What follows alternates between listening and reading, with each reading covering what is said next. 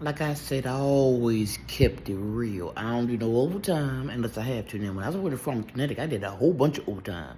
Sometimes I worked 12 hours. Had to have Emmanuel locked in a room and fed him that way, go in and out the room while I was working.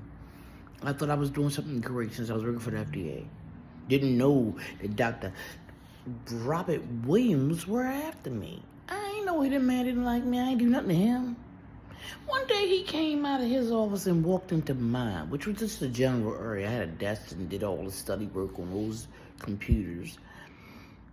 And he said, when I'm finished cleaning his office, I kept working. I said, I don't clean offices. I don't do dirt. And he thought I was crazy. I don't. I'm a phlebotomist. I work with lab. I work for plasma and blood. I don't touch. That's what maintenance is for. He thought I was arrogant. No. I've been here longer than you, sir. I don't need you to tell me my job. I know my job. And I don't clean nobody office. I don't even pick up my own trash. Men get scorned too. It's not being about independent. That man thought since he had all these women working for him, we supposed to be his nurses and do whatever he wanted us to do. No, it's Baltimore, ain't Chicago, baby. And this is a human phase 3 and phase 4 studies. We do Tylenol here, baby. We do metformin here. You know, we do ibuprofen here. We do some drugs, all kinds of shit here.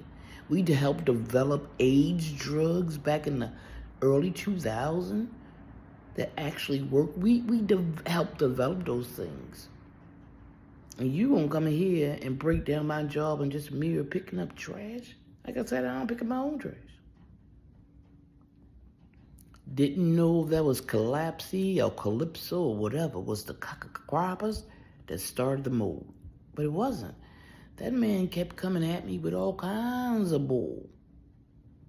Then I found out whoever went in his office, being as small, he kept boxes, empty boxes in his office. I don't know why. Right at his desk. So when you get to work in that area, he had to slide between them boxes and his desk. And he ain't do it butt to butt. He always had his crotch on your ass. Oh no, we've been fighting. I'd have went over there, closed that door, and worked his ass with every fist that I can muster from every Negro ancestor back to the 1619 project, nigga. Every woman that bore me. You hear me? We've been fighting like a mofo. And he was trying to rape those girls, sticking them with lidocaine. I ain't say nothing about that, but then other people started noticing how he was treating me.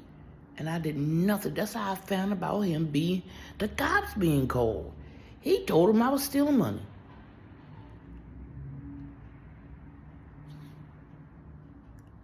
How can you steal money? So the day he said he was going to have an interview about me, he thought I was going to be scared. I ain't stealing no damn money. And my initials ain't TA either. So I waited for him. I ain't do no work that day. I waited. They took long. So I got on the elevator, took my ass upstairs, sat out front of the office they was talking there. I ain't sat too close. I ain't with them think that I could hear him, had earphones or something in. And I sat there and waited. And then the human resource, Charles Bramlett, I'll never forget, came out and said, "Why you up here, Teller?" I said, "I heard that." He said, "Tell, go downstairs." They knew me longer than him. He wanted to get me fired from being the director of the lab. I said, "I don't care. I'll work as a phlebotomist. I don't care." So one of the few jobs I worked as a phlebotomist for a couple of weeks, he still wanted me fired. People started, they say, "Why is he bothering you?" I said, "I have no idea. I ain't do nothing to the man. That man took every job I had from me." So men get scorned. I wouldn't be surprised if that man didn't die. I heard he, like I said, committed suicide in a Hyatt Regency. I never saw it in the paper. I don't know. And I didn't care then, and I don't care now. I only bring it up now because that nigga named Robert Williams, this is my mama daddy name. When I mentioned it to her, she told me that's our father name. I said, oh shit, your ass probably will be related to that mulatto son of a bitch. But he was a nasty man. I don't stand for no disrespect. I'm 5'3", and I'm gonna tell you, and back then I was smaller than this. I was in my prime. I was in my 30s then, nigga. Had a thyroid and everything. And then one day I was talking to somebody and I said, I'm hypoglycemic. And he turns around. Do you know why you're hypoglycemic? I say, yes, I do. And I don't need you to tell me anything about my health. This is after I heard about what he was doing to me. Fully well what he was doing. He knew it. He got mad at me. I kept it moving. I want to say, bitch, you should be mad. You getting cops calling you, and I ain't did nothing. You cussing me out before you come through the door. And I ain't do nothing to you, black man. Nothing. And Trina noticed it first, and Trina brought it up. Everybody noticed it. Damani brought it up.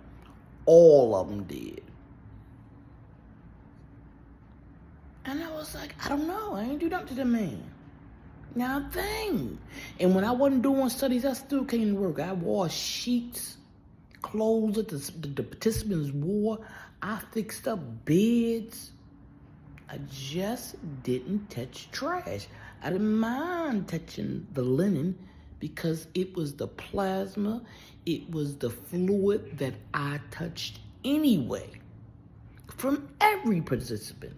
And we usually had between 40 and 50.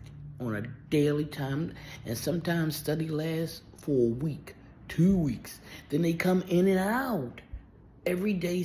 So it was a constant. What I never did was touch trash, as in paper, as in soiled, blood-stained things. Even though I dealt with blood, I never dealt blood on my skin.